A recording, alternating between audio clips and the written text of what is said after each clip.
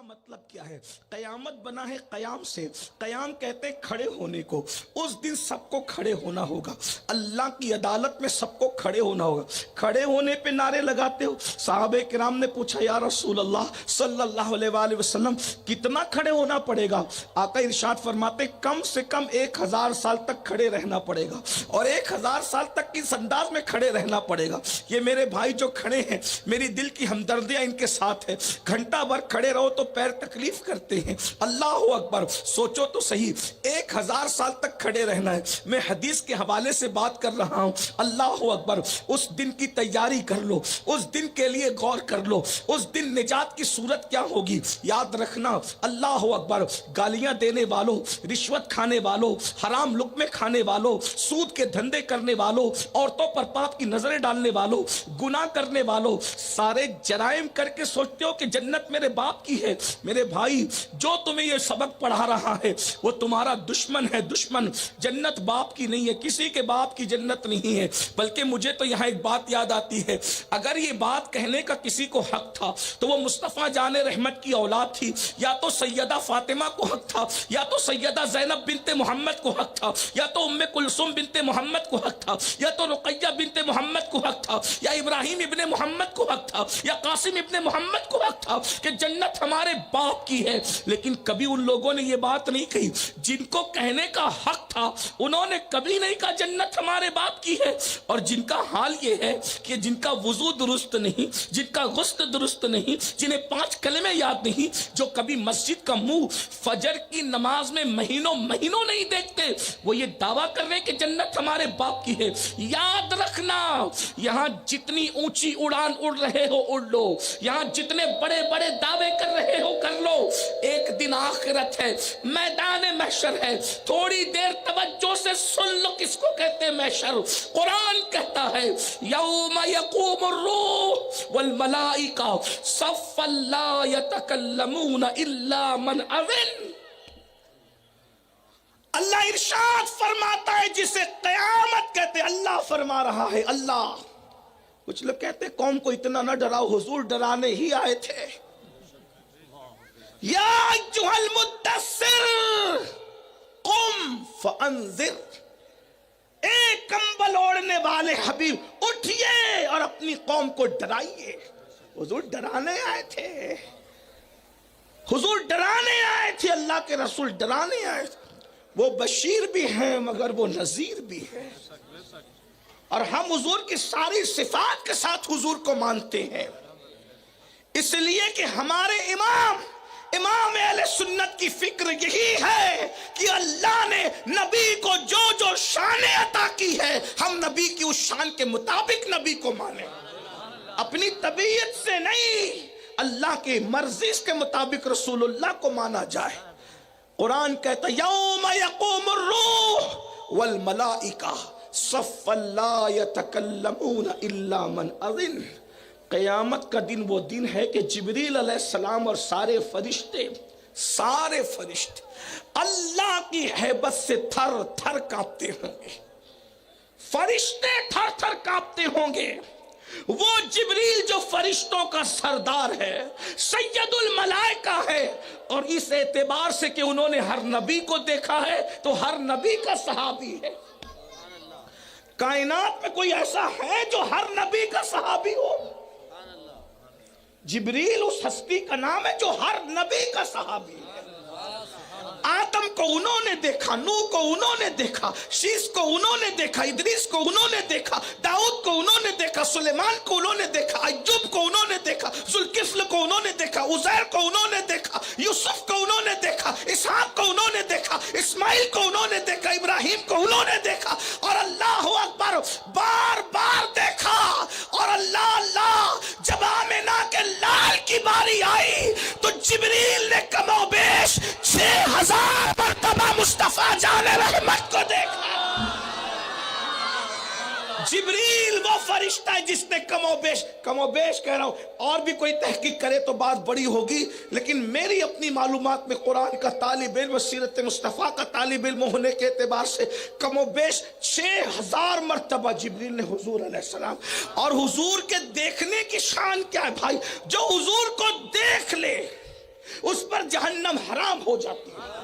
जो हुजूर को देख ले उस पे जहन्नम हराम हो जाती है। गैर मासूम देख ले, ईमान ले आए और ईमान पे चला जाए तो उस पर जहन्नम हराम होती है। जब मासूम फरिश्ता हुजूर को देखे, वो भी फरिश्ता नहीं बल्कि फरिश्तों का सरदार, सिदरतुल मुंतहा पे रहने वाला, और हुजूर से प्यार कितना करता है ये फरिश्ता, इतने करीब रहता है अर्श के सिदरतुल मुंतहा पर, मगर वहां भी उसका दिल नहीं लगता।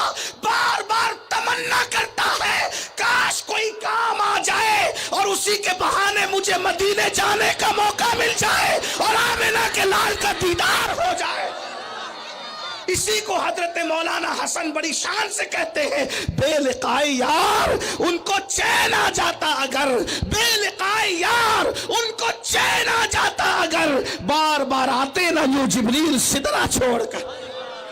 और मेरे इमाम कहते चमन तैबा है वो बाग कि मुर्गे सिदरा बरसो चेके हैं जहां बुलबुले शैदा होकर। इस शान का फरिश्ता जिसने हर नबी की बारगाह में हाजिरी दी है। कुरान कहता यौम यक़ूमुर रूह वल मलाइका सफ़्फ़न ला यतकल्लमून इल्ला मन अज़िन। वो जिब्रील भी क़यामत में थर थर कांपेंगे और सारे फरिश्ते कोई कलाम भी करने की हिम्मत नहीं करेगा अल्लाह की बारगाह। थोड़ा ध्यान दीजिए, बहुत ध्यान से तो सुन रहे हो लेकिन थोड़ा ध्यान दीजिए, गौर करो। बंकापुर और गिरद नवा से उर्स कादरी में आने वालों, गौर कीजिए, जहां सैयदुल मलाइका थर थर कांप रहे होंगे, मासूमों का सरदार है, वहां मेरी और आपकी क्या हैसियत हो? उस दिन के लिए हमने क्या तैयारी की, क्या तैयारी की?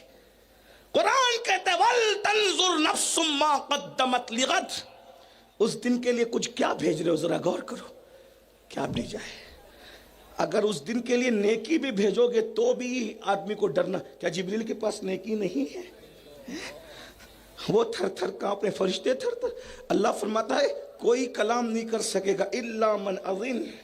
और ये इल्ला मन अज़ीन जो है उलमा जानते हैं ये इल्ला मन अज़ीन कौन है? वो एक ही ज़ात है, बस वो एक ही ज़ात, जिसको कलाम करने की इजाज़त मिलेगी वो एक ही ज़ात है, उनके सिवा कोई कलाम नहीं कर सकेगा। और वो ज़ात मुस्तफ़ा जान रहमत की ज़ात, वहाँ कोई कलाम, हजरत आदम कलाम नहीं करेंगे उस दिन, जिसे क़यामत कहते हैं। आज हमारी नौजवान छोकरे कहते हैं क़यामत में जो होगा देखा जाएगा, हम देखेंगे। देख क्या देखोगे भाई, क्या देखोगे?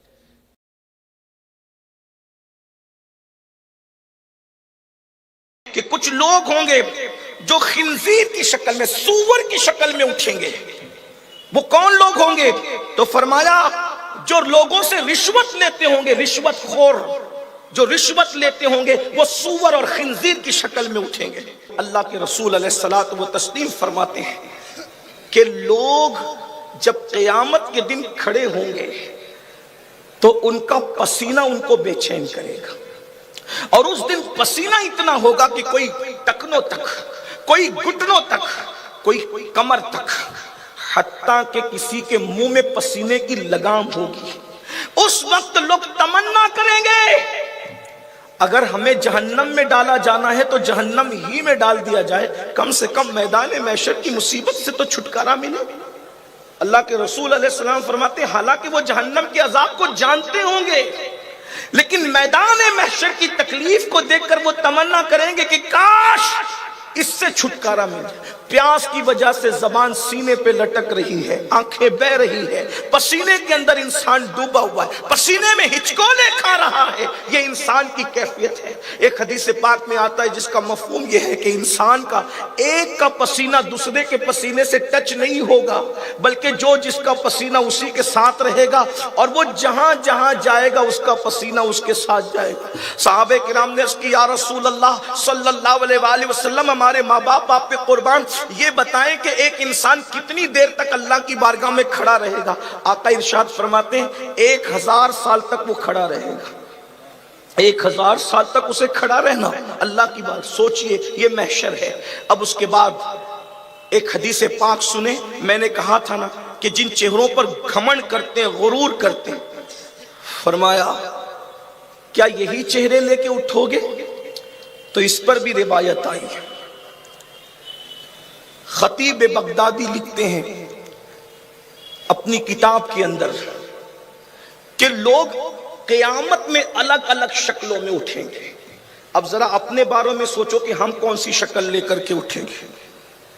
فرماتے ہیں کہ 10 گروہ میں لوگ تبدیل ہو جائیں گے۔ پہلا گروپ فرمایا کہ کچھ لوگ ہوں گے جو بندر کی شکل لے کر اٹھیں گے، انسان کی شکل میں نہیں اٹھیں گے، وہ بندر کی شکل لے کر اٹھیں گے، ان کی شکلیں بندر کی طرح ہوگی۔ وہ کون لوگ ہوں گے؟ جو دنیا کے اندر چگل خوری کرتے تھے، چگلیاں کرتے تھے۔ آج کل لوگ تو اس کو گناہ سمجھتے ہی نہیں۔ چگلی کا مطلب ہوتا ہے ادھر کی بات سنی ادھر لگا دی، ادھر کی بات۔ آج 90% اختلاف اس امت میں چگلی کی وجہ سے ہے، اور حدیث پاک میں ہے کہ چگل خور جنت میں داخل نہیں ہو سکتا۔ پھر فرماتے ہیں، خطیب لکھتے ہیں کہ کچھ لوگ ہوں گے جو خنزیر کی شکل میں، سور کی شکل میں اٹھیں گے۔ وہ کون لوگ ہوں گے؟ تو فرمایا جو لوگوں سے رشوت لیتے ہوں گے، رشوت خور جو رشوت لیتے ہوں گے، وہ سور اور خنزیر کی شکل میں اٹھیں گے۔ پھر لکھتے ہیں کہ تیسرے قسم کے لوگ وہ ہوں گے جن کے پیر نیچے ہوں گے اور ان کے سر اوپر ہوں گے، اور ان کو جانوروں کی طرح ہانک کر کے لایا جائے گا میدان محشر میں، یعنی پیر اوپر اور سر نیچے، اس ذلت کے ساتھ ان کو لایا جائے گا۔ وہ لوگ وہ ہوں گے جو دنیا میں سود کھاتے تھے، سود بیاج کھاتے تھے۔ پھر کہتے ہیں کہ چوتھا طبقہ ان لوگوں کا ہوگا جو اندھے ہوں گے اور حیران ہوں گے، نابینا ہوں گے اور حیران ہوں گے۔ وہ کون لوگ ہوں گے جو اندھے اور حیران اٹھائے جائیں گے؟ تو قوم نے جن کو اپنے مقدموں کا فیصل بنایا تھا، حکم بنایا تھا کہ آپ ہمارے فیصلے کریں، لیکن انہوں نے فیصلے حق کی بنیاد پر نہیں کیا، بلکہ انہوں نے منہ دیکھ کر کے فیصلے کیے ہوں گے۔ ایسے فیصل، ایسے حاکم، ایسے فیصلہ کرنے والے اندھے اور حیرانوں پر